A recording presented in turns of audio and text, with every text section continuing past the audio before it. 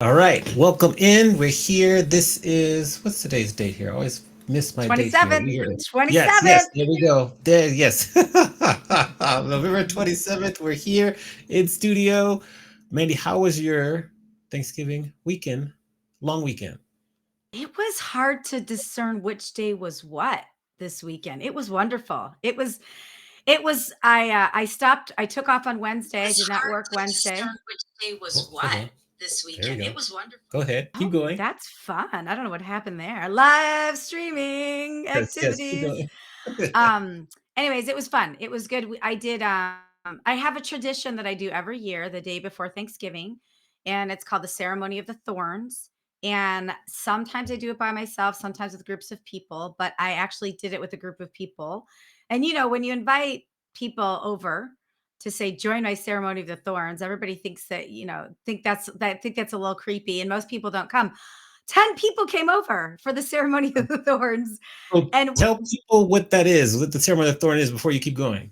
Okay, so ceremony of the thorns is when you look back at your past year, you find something that went bad, right? Because Thanksgiving, the day of Thanksgiving is all about being grateful for things. So the day before Thanksgiving is you pick something that went bad, the thorn, and then you decide what was good about it. And so then in our case, like we had some dried flowers and stuff. So you say what the thorn is, the thing that went bad, you say the good thing that came out of the thorn, and then you throw the thorn. We threw the thorn onto the hill, and then you're just left with the good of what happened. So I was excited to celebrate that with a couple friends at our house. And then the rest of Thanksgiving was just very mellow, lots of TV watching, lots of leftover eating, lots of walking, digestion walks after a lot of eating. So it was, and we did that on repeat for 4 days after. So it was nice. Can you share maybe what one of your thorns was that you said?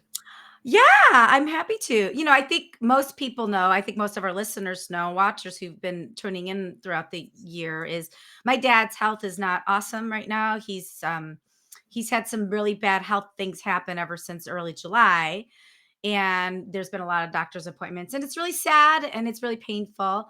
And I have three siblings, and the thorn is my dad's general health. We're all just worried about him, but the positive is that my siblings and I are totally in sync. Like we do weekly calls. We're all being very honest and really vulnerable. And I just from talking to other friends with aging parents, it's really rare that siblings are on the same page. So that was the really good thing about the thorn. Got it. Yeah. Awesome. Yeah. What All about right. you? How was your Thanksgiving, and what traditions did you do? Because you're in a new space now. I don't know if you do Yeah. a new tradition this year. So this year it was pretty chill because I was like just still organizing, getting unpacked or whatever. And so then I went by a friend's house for like early kind of brunch, kind of lunch, dinner, or whatever. So I did that for a while. I watched my football team get spanked, which was very Sorry. discouraging or I'm so whatever. sorry. And then I went by, I think you know Rolando. Rolando invited me by his house from Champagne Creative. So we went by there to chat, and that was fun. And so the rest of the weekend was just kind of relaxing, resting, because it's been pretty hectic 3 weeks for me. Yeah. And yeah, that was it. Watched a little football yesterday. I've been binge watching this TV show, The Rookie, which is pretty funny and Ooh, cool. what's that And so about? it's just like a cop show that's based in LA or whatever. So it's really interesting to see how that one goes. Yeah, yeah. And then I've been learning how to use like YouTube TV and some other new things. So that's pretty much my weekend. And then we're back at it again today.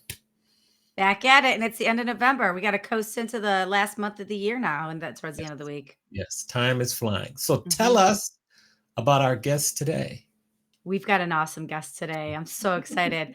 So we have this man has been in the audiovisual and the production business for 20 plus years. And he used to be on the hotel side until he dared to go onto the entrepreneurial side, where he's the general manager of Gravity Productions. And he is a husband and a dad, and he's active in his local temple, and he is a brother and an uncle and a son. And he's got this really awesome balanced life. So I know we're going to talk all about AV, and we're going to talk all about business, but I'm super excited also to talk about other life things with Dan Jones. Yes. So Dan Jones is here on our screen now. We give you a round of applause. Yeah. Well, thanks for having me, Mandy and Amani. We're excited to have you. We like, I mean, I'll let maybe Mandy start because I like to get to it with the crazy questions, but we'll let Mandy start, then I'll ask my first crazy question, and then we'll go from there, play a little tennis. Fantastic. I love that. Well, I think Dan, I think it would be a bummer if we didn't tell our story about how we first started doing business together. So I've known Dan for a long time as the husband of a coworker slash friend of mine early on when I worked at the Sheraton San Diego. This is like in the early 2000s.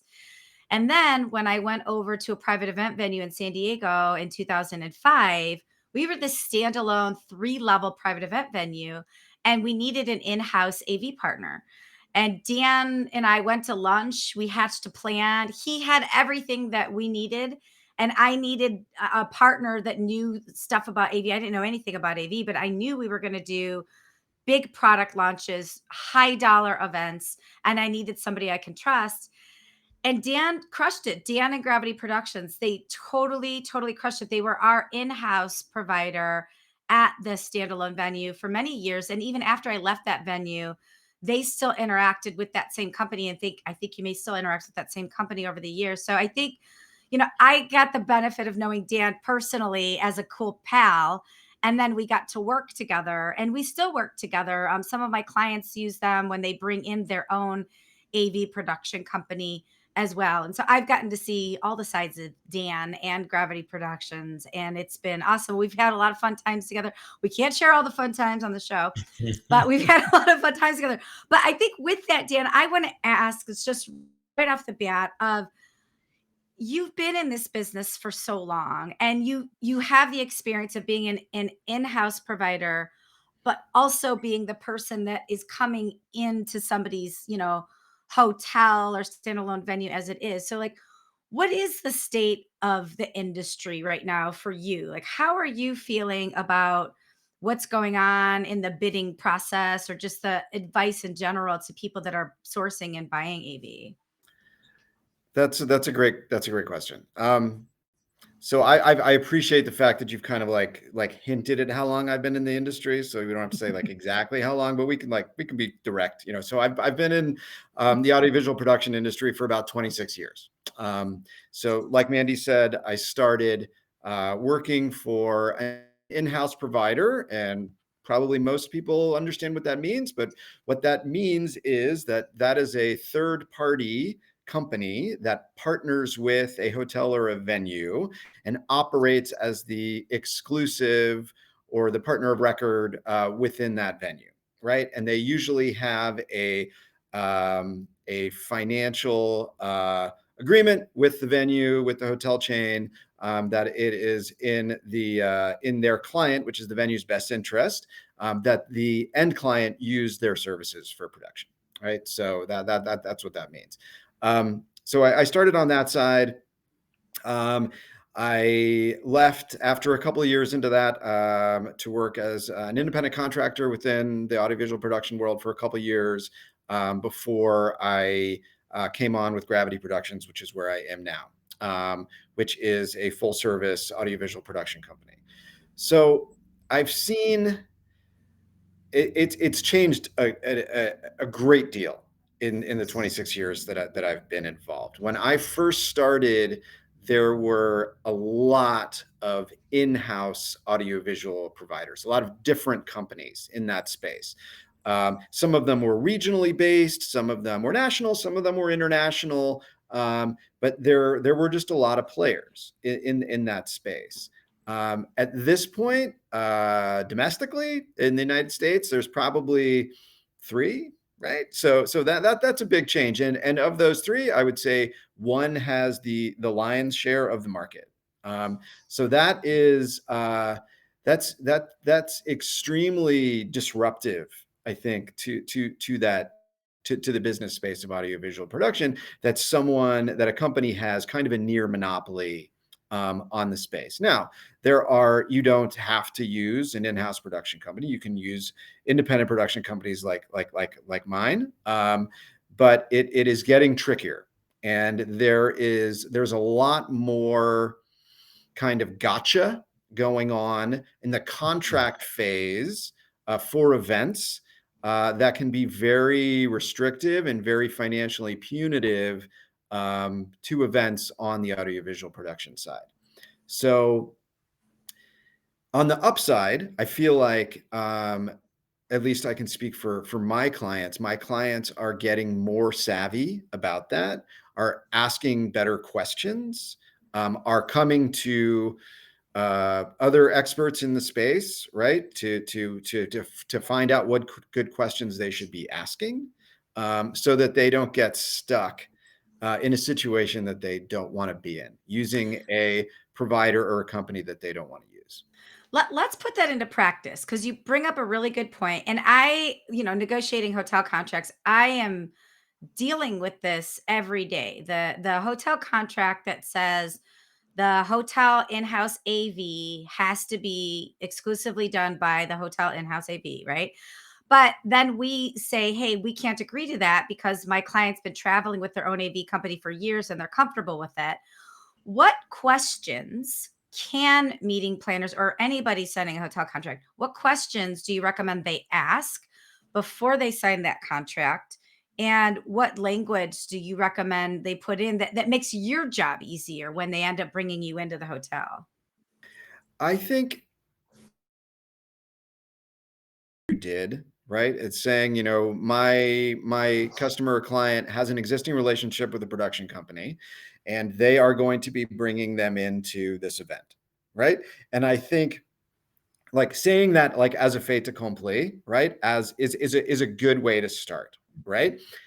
Then gauging the response of the hotel or venue, right? Because it completely depends venue to venue, even within the same brand, how they are going to respond to that, right? Because there's all this kind of internal push pull at the specific venue. And there's so many different like drivers and motivators with that. So you may be going into a venue where you may say that off the bat, and they may say, absolutely no problem. Feel free to redline anything you like that pertains to that.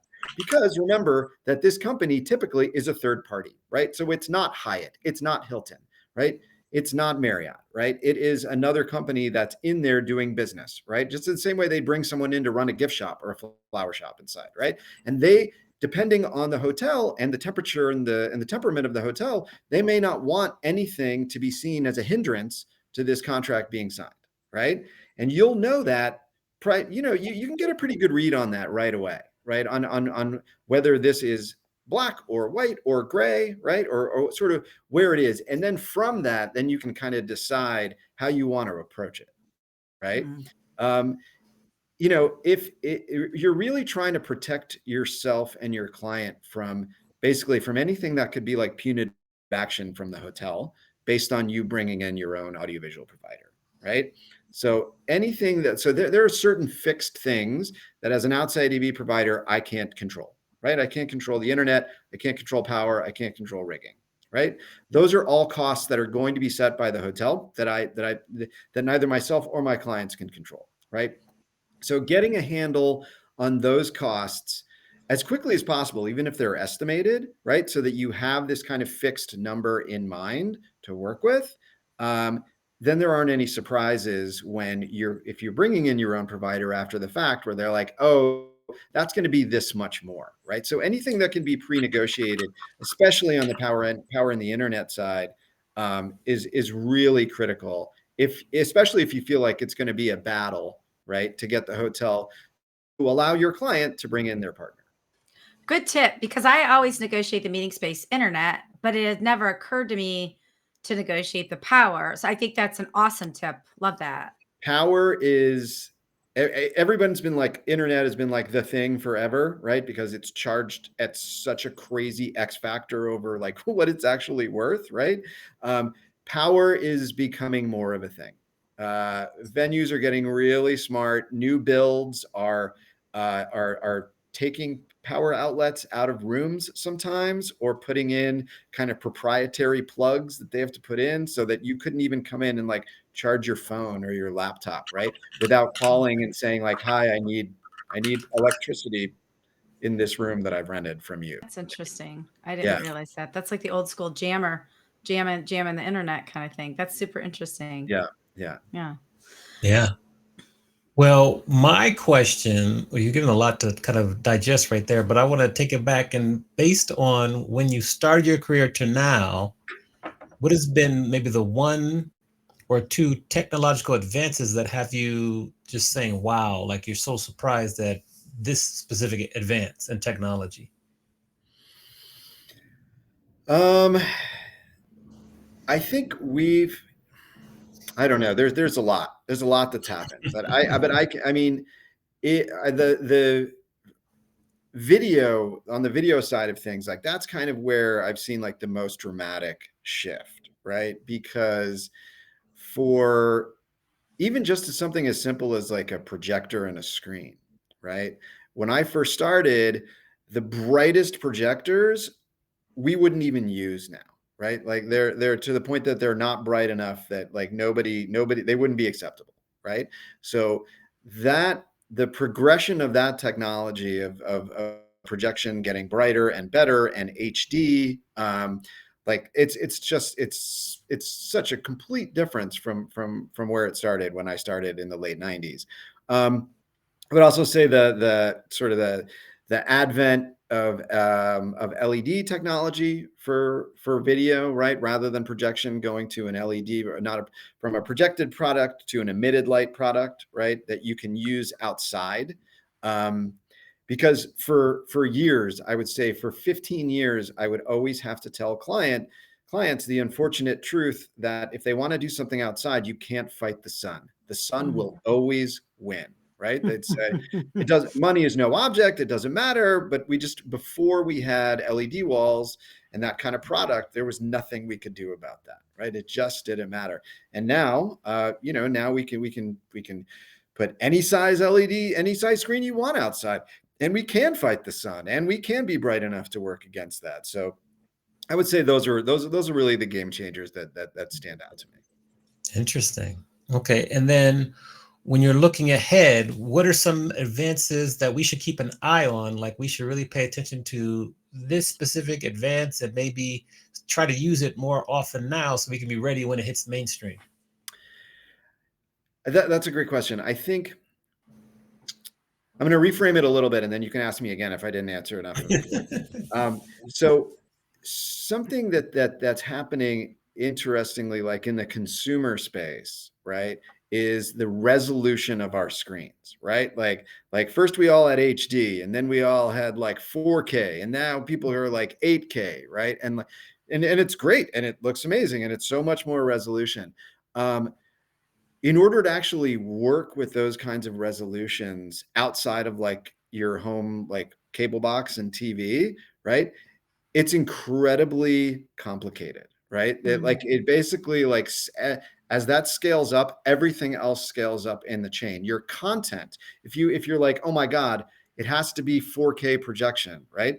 Well, if you're gonna have 4K video, then your source, right, has to be 4K. So if you're still making your video just in HD, it doesn't matter if you've got a 4K video screen, right? Mm. And if you did make that in 4K, right, then the file sizes are bigger. The way you transmit that information from the computer, whatever it's running off of, to the video wall or the projector or whatever needs to be so much more robust, right? So it's kind of like it was easy to kind of scale up the pixel count, like on the monitor you have at your on your that you watch TV on or that you have at your desk. But keep in mind that like that it has to be like all the way through the technology chain, right? And there's a lot of times where we'll build giant LED walls for people because they want it to be massive and impressive and walk into the room, and then they give us the content, and the content like is either sized wrong or not high enough resolution, and you're not really getting bang for your buck, right? Because you've got too big of a palette and you've got too small of a pencil type of thing. Hmm. I think that whole compatibility thing is something we don't think about because, a lot of times people do sell you on like, we've got, and that term state of the art technology, I hate because it's like, what does that even mean? What does state of the art even mean?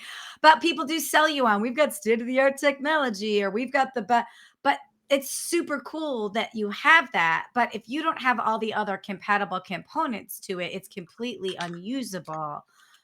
So I think that's a really good point that you bring up. Have you been in a situation over the last couple of years or so where somebody's really wants the state of the art everything and you just couldn't make it happen, not because of what you physically had, but like the way the client was delivering it or capacity of the hotel, like it just didn't work? Yeah, I think it's more on the kind of like, there's a little bit of a disappointment factor, right? When we build something gigantic and awesome and massive, and then we're given, something not so great to put on it, right? And you Mm, and because a lot of that is, when people, especially in today's market, a lot of people make their content internally, right? And right. typically that person has 17 other jobs, and they've been, finally had time to devote to this 48 hours before the event, and they made the best graphic or the best video or the best thing that they could, and then we put it up and it's suddenly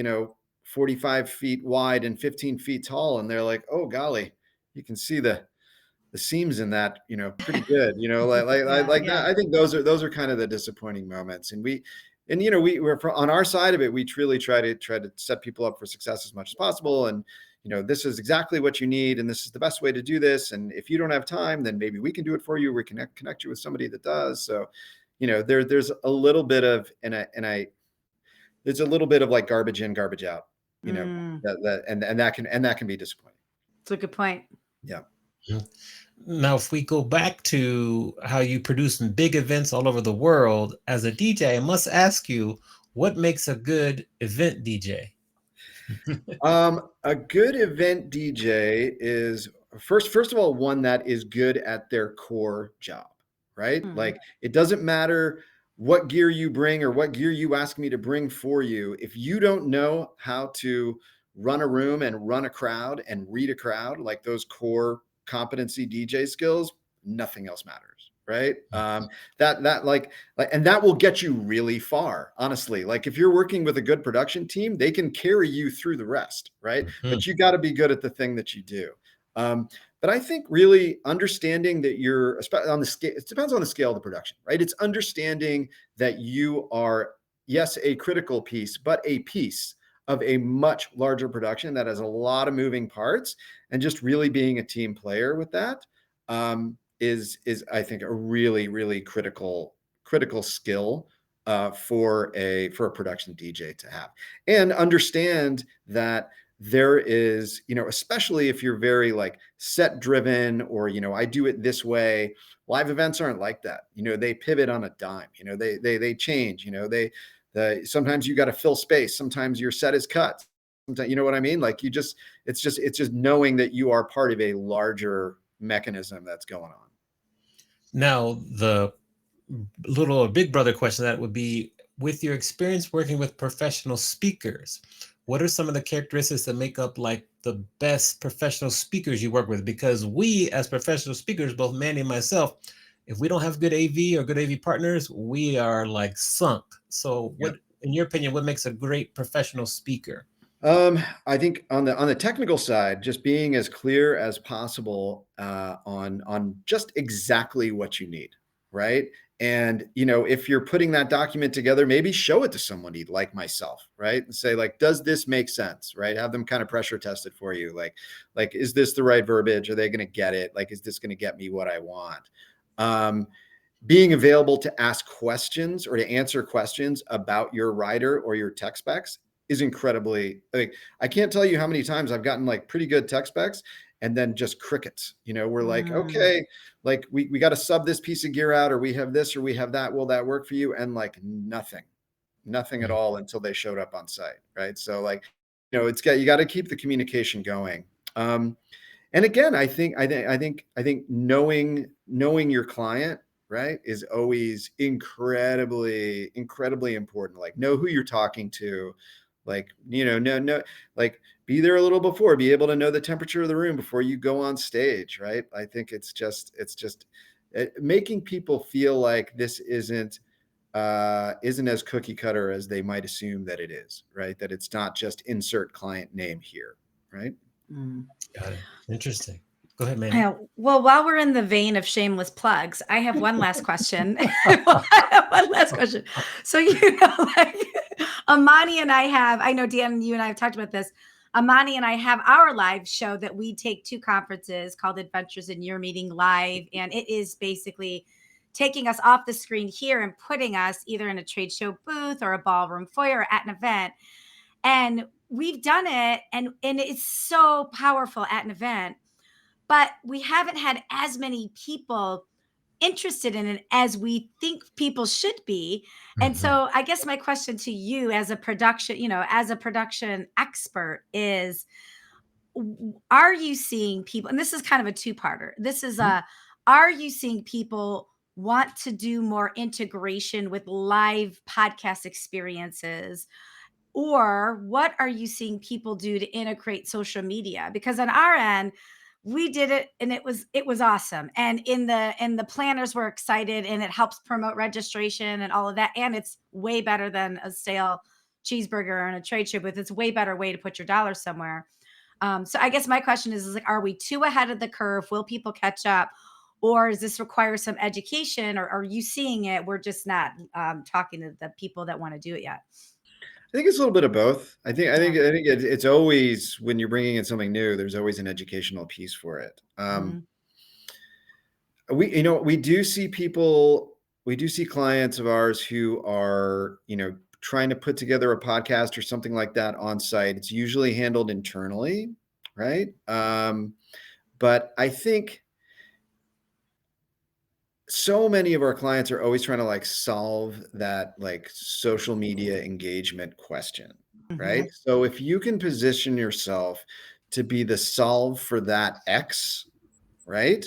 Like you want to be able to answer that question, right? Like if you're trying to figure out, how to get traction on social media or whatever, like our product, our thing, our widget, right, is the mechanism that can do that for you. And all we have to do is show up, right? We already know how Mm. to plug whatever we need to plug into. You tell us where you want it to land. We take all of that off your plate, right? I think it's I think they don't know how to answer your question, right? Mhm. So in that way, you're a little bit ahead of the curve, but you can answer their question, which is how social media, right? Like that, like they like there. It's there. I feel like so many of our clients are just looking at it from such a specific like marketing lens that they miss the other pieces of it. That is such a good way to put it, and I think that's a bit part of a bigger business answer too. It's like, what product do you have that solves, the problem that the customer has? And your product probably solves a whole bunch of other problems too, but those problems aren't as important as that one that the client's asking about. So that's awesome. I love that advice. And then for you personally, what are you excited about, in your industry, even if it's old or new? Like what gets you excited about working with the productions that you do? I am, our the industry has gone through like so many ups and downs, 25 plus years, and it's very connected to the economy. And then other things that we never thought it would be connected to, like a worldwide pandemic, right? So I've seen like people's like scope of imagination, like contract and expand and contract and Mm. expand, right? So many times. And I I really enjoy um, you know getting outside the box, right? And getting away from death by PowerPoint, right? And a lot of times that's a function of budget, but sometimes it's also a function of imagination, right? And like, what are you willing to do, and how much input are you willing to take from someone like myself in how to make your show better, right? Like I always joke that if I have a professional tombstone, it'll say Dan Jones. He made his clients look as professional and cool as they allowed him to make them look, right? Like That's that. good. Like, Yeah. like I mean, like people are like, what do you want? I'm like, man, I just want you to look good. Like that's it. Like if you don't look good, I don't look good, and my company doesn't look good. right? So it is in my best interest to help you tell the best story that you can, or look the best that you can, or present your product in the best, tell the story how in the most interesting way that you can, right? And a lot of the times we're looked at as kind of like buttons and gears and wires, right? And a lot of companies in the space that I'm in are like that, and there's nothing wrong with that, and there's definitely a need for that. But for me, it's when there can be a bigger partnership, and I can ask you, like, no, seriously, like, what do you want to do? Like, what do you want to accomplish when this is over? How do you want people to feel, right? And then kind of engineer into the idea, right? Rather than like engineer the thing and then be like, okay, well then, we can use this to tell your story. Love that. You mentioned the pandemic. Well, two follow-up questions. First, you mentioned the pandemic. Many companies, AV companies, kind of went out of business during the pandemic. How were you able to survive? So for years, it's funny, with streaming and like we're doing right now, like this has existed for a while, right? Like Yes. it's been around for a while. Obviously it doesn't have the adaption and the adoption that it has currently. So for years, when anyone was like, oh, I want to stream this or whatever, I'd be like, awesome, call Steve, right? Like I didn't want anything to do with it, right? It's too dependent on the internet and things I couldn't control. And I was like, nah, that's cool. That's not what we do. So, come late February 2020, I sat my team down and I was like, we need to learn everything about streaming that we can right now. So it was, we had to have a pretty big pivot in the way that we thought about it. And that's how we survived, right? Is we learned on the job as fast as we possibly could, how to stream and all the different platforms that people wanted to use, and things were appearing. It seemed like every day we'd have to Yes. learn how it worked and how it broke and how to fix it if we broke it, and how do we get more internet? And yeah, we ended up building since we didn't have gear going in and out of our warehouse, we built a sound stage in our warehouse. And so we were able to bring people in as things opened up a little bit and actually have them broadcast live. And, we did some sales kickoffs, from our studio and things like that. And we just kind of did that, until we didn't have to anymore. And then the need for it's very interesting. It's been interesting to see the need go down in some ways and just evolve in others, in the live event space. So, it's great. It's now it's now something else we have in our toolbox that we're good at. Right. We have more experience than we ever imagined that we would have on it. But that's how we survived, is we moved into that piece of it. And we were able to use kind of the technological know-how that we had, and luckily a lot of the equipment that we had, we were able to leverage into that. So that was how we survived. Excellent. And then you mentioned death by PowerPoint. What are some of your favorite ways you've seen presenters, speakers, etc., not fall into that death by PowerPoint trap?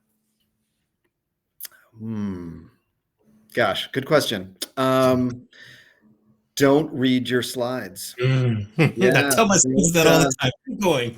Don't put up a slide with 10 bullet points and then read them to me, right? Like that's why you put them in a slide, right?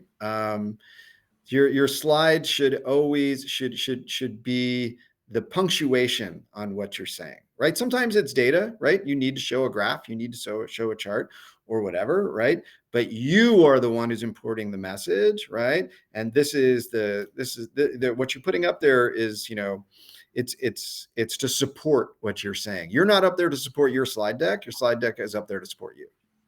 Yes, well said. Any other tips coming to mind? That's one of my favorites because I tell my students that consistently. Yeah. What else comes to mind? If you're going to use notes, because, especially if you're using PowerPoint or Keynote, this has a lot of good notes functionality in it. That is great. If you can use them effectively without, again, reading them, right? Like do not put your script in your notes, because if you put your script in your notes, you will read your script. That's just what we do. That's what you do, right? So again, you need to put bullet points or keywords, right? Things like that are going to really help you remember. And again, they're just there to keep you on track, right? Because if you're reading, people are going to know you're reading, right? And if you're reading, then you can't be genuine, and you can't read your crowd, and you can't make eye contact with people, and you can't do all the things that actually make you an effective presenter. Yes. Yes. Mhm. Amani, do you know what I just started doing? I did this for my speech last week. I started using a set list, like a band, and it's Yes. just one piece of paper, and it's just one word, and it in like songs. Because I used to have a teleprompter, or I would have, I'm not a death by PowerPoint person either, but I would have, bullets or whatever. And memorize all my speeches. So I don't need that. But people learn differently. And I know sometimes people hear what you say by reading behind you or whatever. And then I realized I'm not doing anybody a service by having this. So I started, last week was the first time I used a set list, and it worked awesome. And I think I'm probably only going to do set lists now forever and ever, because Good. Dan, you're right, the bullet points, the key words are the key to Yeah. victory for sure. Yeah. Wait, while we're on slides though, really quick, I have a question, because this, Amani and I are on an education committee for NPI, Mhm. and we interact with speakers all the time, and this comes up a lot for slides. So from a production standpoint, Canva versus PowerPoint, like, does it matter to you one way or the other, from a visual presentation standpoint? Um, so I mean, from a like an AV provider, production company standpoint, right? You're the production companies right now are going to be most familiar with PowerPoint and Keynote, right? Mhm. So if you are using a new product or a newer product or a more like online product, right? You need to know it really well, right? Because chances are we can probably figure out how to fix something, right? If you break something or something isn't working the way that you want it to be, right? But that isn't in our like standard like skill set bag of tricks. Now, that's not to say that some people don't. Like some people may actually know how to work those products, right? But you're safer sort of staying in the big two. Now, I know that Canva and Google Slides, right? They're gaining popularity, right? Especially in the corporate space on the Google Slide side. Um, I just always caution people that anything that lives online, right? Mhm. Make sure you have everything you need downloaded onto your computer, because the internet is not forever, right? It's not like when the sun comes up, it stays up till it sets. Sometimes the internet just goes off and there's not a Mhm. darn thing anybody can do about it, right? And if you are pulling stuff from the cloud, right? Or you're dependent upon somebody else, doing something live for you from the cloud, like that is, you're putting the life of your presentation in somebody in someone else's hands, basically, right? So it's really it can be tricky. Are they powerful tools?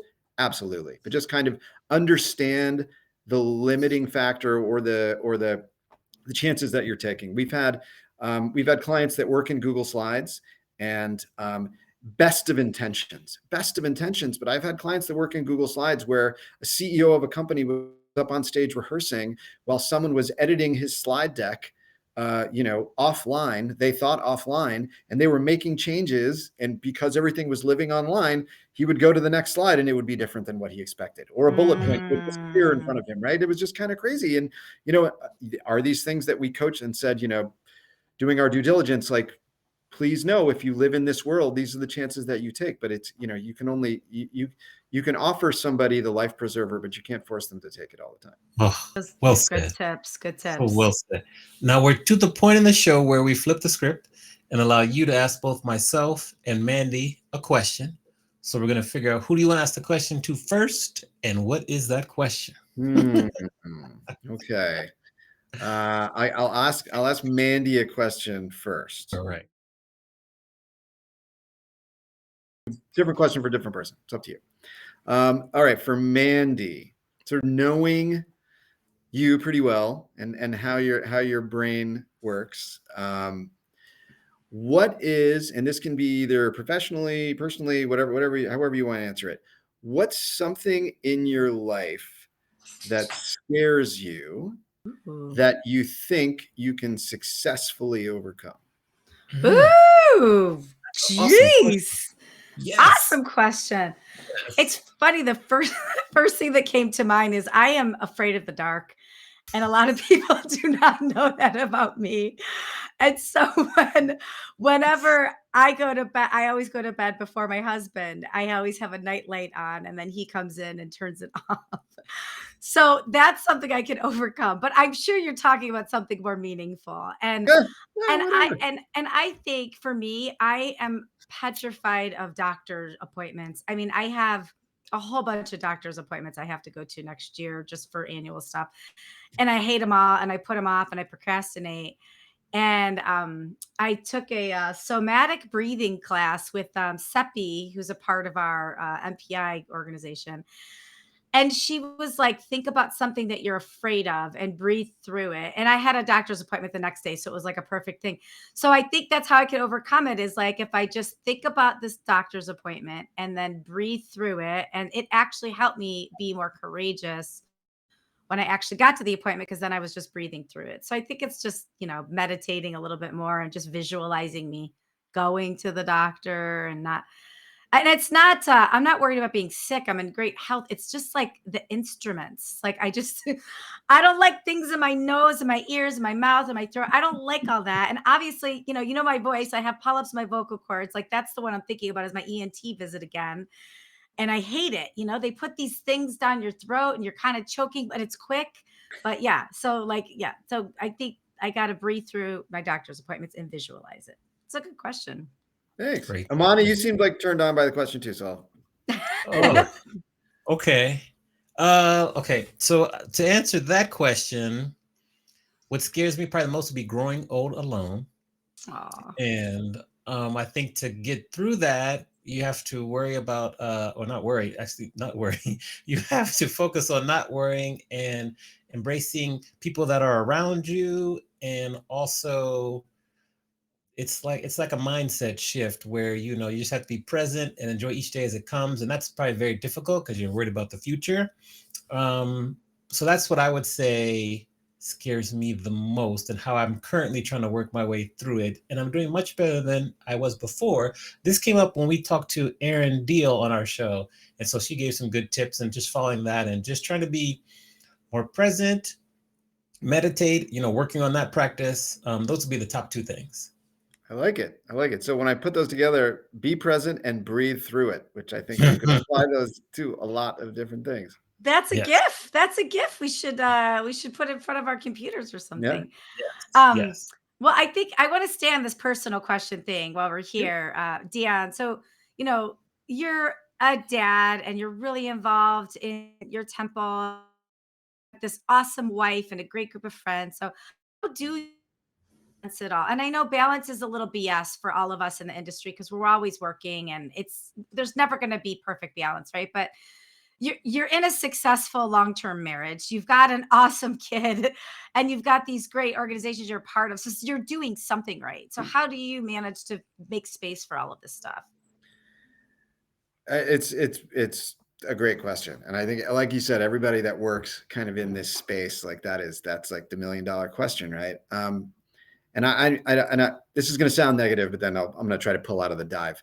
You're back. I think the idea of depending on the career, right? Depending on the career, like within this career, within this space, live events, I think work-life balance it's impossible. Like I don't think no, I just think like to the idea that you can create a work-life balance, like I think it's a moonshot, right? That's so it's 1 in a million, right? I think understanding where to put your focus at the right time, right? That's how you get through it, and that's how you live a good and well-balanced life, right?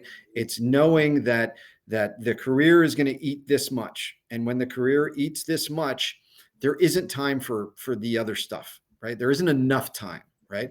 But when there is time, right, to get that back, right? Like because I always feel like when people say work-life balance, they're like, well, how do you schedule your day? Like, how do you make sure, you have 3 hours of this and 1 hour of this? And, and it's like, it's what we do is too fluid, right? And you can't outsmart it, unfortunately, right? You can try to create like guide rails for yourself, so you don't go crazy or, die of exhaustion, right? But I think I think this idea that like you can design this like perfect day or this perfect week, like living in live events, like it's just not. But you've got to, you're a rubber band, right? Like eventually, like you gotta go back, or you're gonna snap, right? So, Mm. and it's knowing, when kind of enough is enough, and you gotta shift your focus.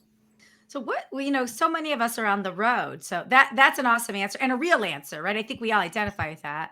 But so many of us are on the road. Like what practices do you have in place? And maybe it's not a practice, maybe it's just a thing like how to spend time with Alex or how to spend time with Stacy, your wife. And do you have anything that you do before you leave or when you come back that like the family knows, or is it just you just wing it and hope for the best? It depends, because it depends on the event and how much it's going on and the schedule of the event. I think the thing I try to be the most mindful of, and I'm still working on it. I'd say I'm successful 63% of the time is when I come home, like turn it off, right? Like Mm. I work in a very minute to minute, moment to moment world when I'm on show site, right? And it's very fast paced and it's very direct. And I'm an incredibly, as you know, Mandy, I'm a very, very direct person, right? And I don't beat around the bush. And I don't lose my niceties, but I just it's very kind of like, Dragnet, just the facts, ma'am. Like it's like and it can be a lot, right? And I know when I come home, right, like my family is not my staff, right? Mm. And they should not be treated that way. I should not talk to them that way, right? Like I can slow it down. I can listen more. You know, it's just it's no it's more when I come back that I feel like I really need to pay attention. That's a Interesting. good advice. Yeah. Turn it off. Yeah. Yes, turn it off. Now, Dan, if we're going to go back to the 90s when you graduated from Ithaca College Mm-hmm. and ask younger Dan or tell younger Dan advice based on what you know now, like what advice would you give your younger self? Um, I would probably try to explain to him that he was going to end up working in an industry that he didn't even know existed Mhm. when he was in college, and maybe be a little faster on the uptake, that just because it wasn't what he had in mind when he went to college, that it would be a good career and that it would really be, the adventure of a lifetime. That he just, to just kind of get out of his own way a little bit and be like, okay, maybe this is for a long time, I saw AV production as like something that I would just do for a little bit, right? Like it wouldn't be my career, right? I'd be like, I'll do this, and then maybe I went to school for cinema and photography, Mhm. and then maybe I'll get back into film or I'll get back into writing, right? And I mean, at this point in my life, that's not an impossibility, right? I still love to write, right? I still love filmmaking, right? I still get to do some filmmaking in some aspects of my job. Um, but for a long time, I kind of let it like hang over me, like I'm not doing the thing that I Mm. was supposed to do, right? When the thing that I was doing was great. I was having a great time. I was making good money. I was getting to work with people that I love and respect, right? That's incredibly important to me, that I get to surround myself, both with my clients and with my partners and with my employees, with people I really like and I really like spending time with. And the older I get and the more I talk to people about their careers, I'm always like shocked. They're like, "Oh, you really like the people you work with and work for?" And I'm like, "Yeah, you don't? That sounds terrible." Right? So, Sucks to be yeah. you. Yeah. Yeah, so Amani, I think that's it. Just kind of, be open to different ideas of where your career is going to go. Excellent. I will give it off to Manny to close us out, but I love your answer. Just get out your own way, which is so hard for many people to do. So yeah, over to you, Mandy. Well, I just want to ask because I know you like to write and all this stuff, but what about reading? What are books that Mm, you yes. that you love to read or that you are reading or that shape something that you reference? Like maybe a book that you reference that you've read over and over again. Um, I love to read. I love to Mhm. read. I go through phases where I'll like read book after book after book after book, and then I'll kind of fall off the wagon for a little bit and come back. But I love to read. I don't know. I guess randomly, like my favorite book is a book called Cosmic Banditos that very few people have heard of. It's fantastic. It's kind of it combines quantum physics and like the drug trade in like the 80s Okay. in like a Ooh. very hilarious kind of metaphysical way. It's really funny. It's really funny. It's a good read, and and you'll never laugh harder and learn more about quantum physics at the same time than reading. I recommend it to people all the time. Said no one in a sentence ever at the Right, same right, time. Yeah. exactly, exactly. That's great. And then I think just because it kind of like the way he writes is a lot of the way I think. I'm a big Ernest Hemingway fan, and I think "The Sun Also Rises" is a book I've read many, many times, and I think you know there's a lot of meaning. I think even in the title of that book, right? I think Mm. and it always sort of gives me pause and it kind of recenters me, and I'm like a lot of bad things happen around you and in life, and sometimes it just seems like it's all going the wrong way, but and that's the sun setting, but man, every day the sun also rises, so like there's always something, right? Oh, I love Love it. that. I love it. Yeah. Okay, and then one final question. I just thought of this. Sure. What is a book that you want to share with Alex, your son? Like what's a book that you're like, I can't wait till he can read this? And I mean, his son is of the reading age, but as you Yeah, know, like yeah, you yeah, may yeah, not want him totally. to read all the books. Like what's a Yeah, book that you can't wait for him to read so you guys can bond about it? for sure. Well, I guess I'd love him to read Cosmic Banditos, Mhm. but it has a little bit too much, perhaps, glorification of like drug use and drinking. So, Right. wait till he's at least of at least 21, maybe Yeah. before he reads that. But yeah, no, and also, I think I'd love for him to read The Sun Also Rises, and also I think The Great Gatsby is Mm, like to Mm. me, like that's a mhm. book that delivers, right? There's always like people always Yeah. bring up like, oh, these are the books that you should read in life. You should at least try to read Moby Dick once. You should read The Fountainhead. You should read like they're the list of books that you should read, right? And over time, I'll read them and I'll be like, and I'll try it again and be like, nah, I don't know. But I feel like The Great Gatsby, like just like I've never like because people ask me because I read a lot. They're like, "What is the one great book I should read?" I'm like, "Read, Great Gatsby by Fitzgerald." And everyone's always like, "Yes, yes, I liked that book, Mm, right?" yeah. Or that book got me in this way or made me think about that. So that's Mhm. it. That's good. Awesome. That's good. I love that book too. One of my all-time favorites. Love that. Yes. Yes. Well, Dan, just thank you for sharing your knowledge. Very introspective discussion we had with you today. Thank you for sharing kind of best practices you've seen with DJs and speakers. Just some great, great knowledge. So we appreciate that. What can we do to best kind of support you and your business moving forward? Oh, thanks for asking that. I just, I appreciate sort of getting the platform and getting to talk a little bit about my personal philosophy towards, AV production, which can be Mm. kind of, sort of like I said, nuts and bolts and wires and nerds, right? I think that just kind of elevating the discussion on audiovisual production. And I would just say, if you have audiovisual production needs, or even just have a question about audiovisual production needs, you can find our website at GP, like Gary Patrick, show.com. And that's a great way to get in touch with me to learn more about the company. Awesome. Well, we'll Mhm. give you a And round of applause and we'll put you in the group. Go ahead, Mandy, before I I give was the gonna applause. say Dan stands by that because there have been crazy AV questions I've asked him over the years, and he always answers, and it's always valuable information. So take him up on that. It's he puts his money where his mouth is with those answers for sure. Cool. Well, we'll give you some Mhm. applause, get you back to the green room. So give us a second here. But thanks again. Round of applause for Dan Jones.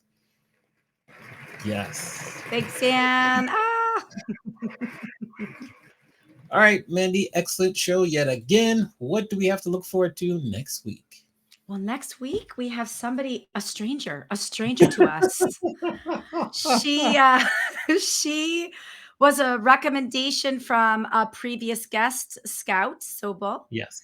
Hmm. And it's Nicole Christie, who is the owner of Tula Productions, another person in the podcast and media space. So we're going to learn a lot about podcasting again, how to get Yes. onto podcasts, what podcasts look for in terms of great guests, how to read metrics, all that good stuff. So I'm excited to have her and to meet a new friend. Awesome. Well, good to see everyone. Make sure you follow our Adventures in Business Live LinkedIn page, follow us on YouTube and our Instagram page, and just share it with a friend. Leave us a review on the platform you're watching. And thanks again for your time. We'll see you next Monday at 4 p.m. Eastern, 1 p.m. on the West. And Mandy, have a great week. Have a great week. Bye, everybody. Bye.